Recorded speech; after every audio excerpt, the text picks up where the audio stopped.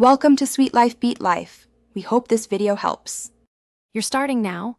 Open Facebook and sign in so changes apply to your account. Once logged in, tap the menu icon and go to Settings and Privacy, then Settings. That directs you straight to Preferences. Make sure you use the app or mobile site where Data Saver appears. You're preparing important context. Device type and current connection matter, because Facebook shows different options on iOS, Android, and the mobile web. Proceed to the Media or Data section to access the specific Data Saver control. Now you'll configure the options that actually save data. Toggle Data Saver to On or Automatic. Automatic uses less data on mobile networks but allows higher quality on Wi-Fi. Next, change Video Autoplay to Never or Wi-Fi only. This cuts major cellular usage. Also turn off HD uploads for photos and videos and reduce image quality if that option exists.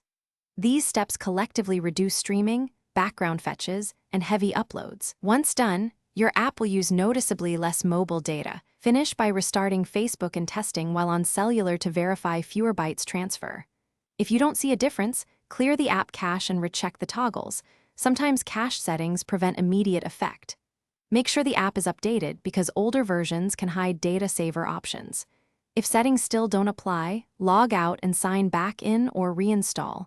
That forces a fresh configuration. One troubleshooting tip: if videos still autoplay, double-check system-level data saver or battery saver modes that can override app controls. Thanks for watching. Consider subscribing if we helped you.